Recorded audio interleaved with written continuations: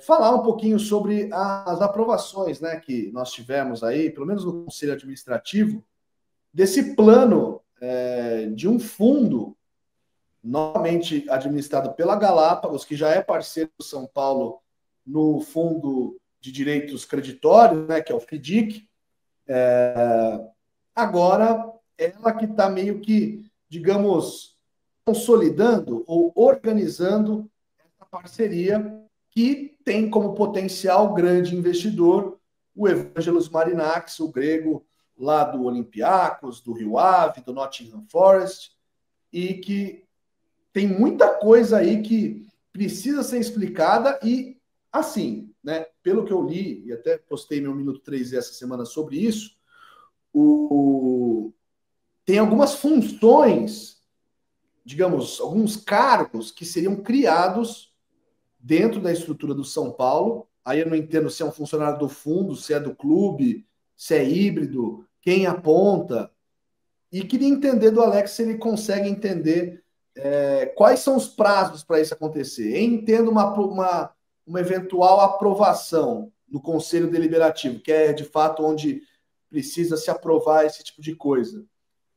Quanto tempo para que o dinheiro pingue e os primeiros reforços, né, as primeiras ações desse fundo da base comece de fato a acontecer?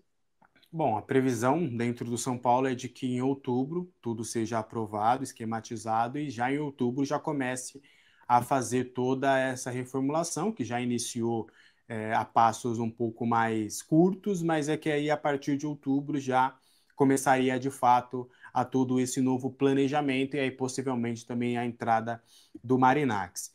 Bom, o fundo de Cotia, bora tentar deixar bem claro, e desde já são poucas informações que a gente tem, tá? Não são todos os detalhes, infelizmente, mas conforme aí o assunto for rodando, a gente vai conseguindo ali mais informações.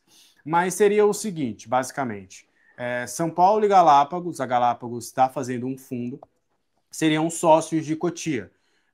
A partir de um determinado momento, ali depois da assinatura, o São Paulo teria 70%, digamos, de Cotia, das vendas de Cotia, e a Galápagos ficariam com 30%, e esses 30% seriam com um aporte de 250 milhões.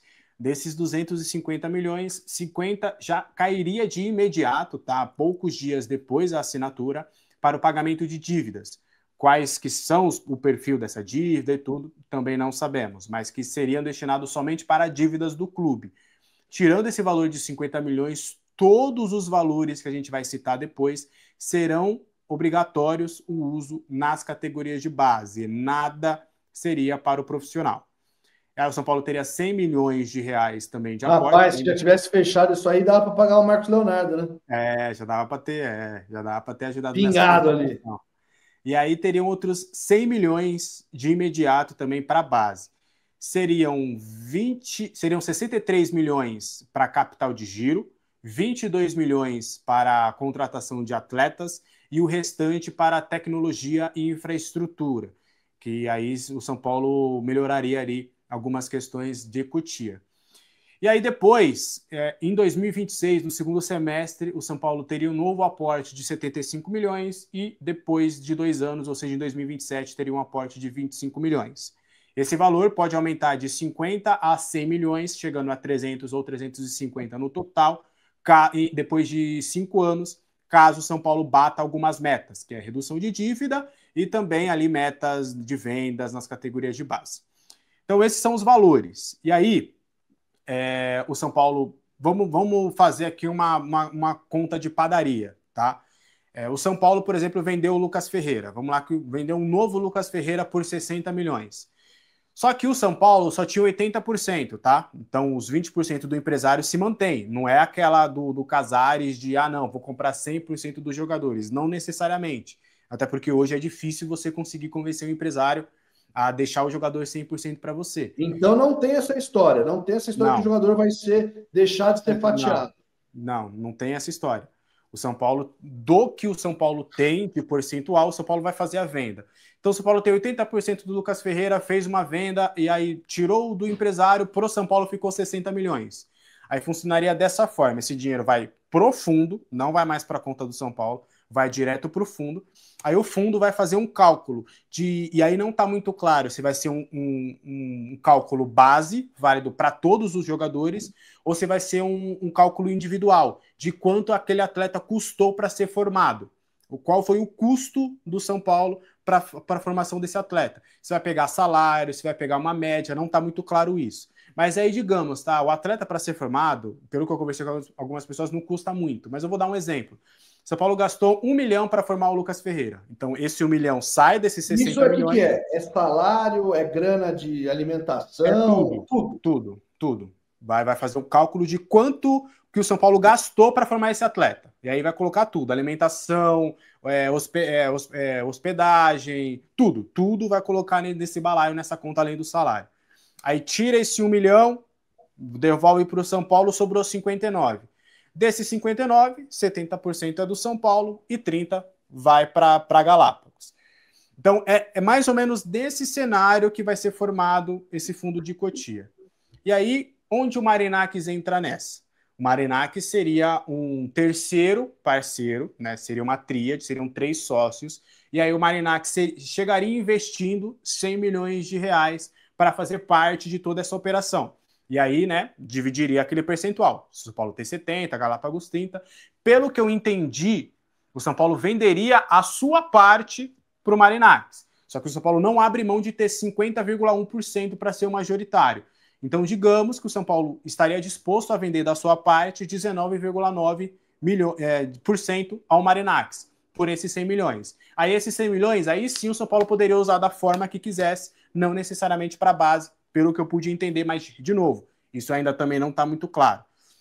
E aí o Marinacks faria esse aporte para entrar também nesse negócio. E aí, por exemplo, digamos que seja dessa forma que a gente trouxe. Aí o São Paulo ficaria com 50,1% das vendas de Cotia, o Marinacks com 19,9% e a Galápagos com 30%. O que o São Paulo traz de benéfico disso, ele argumenta ali. O São Paulo está, na verdade, fatiando mais. Né? Exato. Só que aí a alegação é de que hoje o São Paulo vende, em média, 3 atletas de Cotia por ano. E aí, com toda essa engenharia, venderia 12 por ano. Mesmo atleta, e isso não quer dizer que o São Paulo vai formar e vender. Às vezes, vai vender já na base. Então, aí, uma matemática simples na visão do clube. Se eu vendo 3, eu vou vender metade do meu e para vender mais 4 vezes mais, eu vou faturar mais. Então, é mais ou menos nessa ideia que eles acreditam ser benéfica ao clube.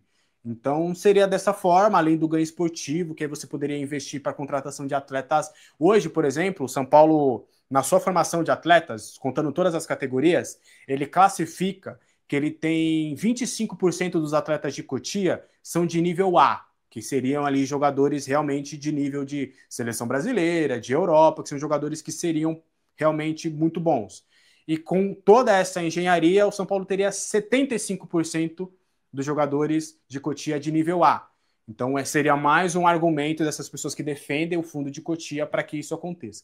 Então, é mais ou menos dessa forma, repito, ainda não está claro. Eu, por exemplo, não tenho a informação da validade, porque ainda tem, por exemplo, vou trazer para vocês, o UOL trouxe que é 5 anos, o GE falou que não tem data de validade, porque ainda está muito na falácia, a gente ainda não teve, de fato, a clareza desse negócio. Mas o que a gente tem de informação, que a gente checou, confirmou, apurou, realmente vai funcionar dessa forma. E a gente vai ver os pormenores aí nessas situações aí para entender de fato se vai ser um bom negócio ou não, né, Ale?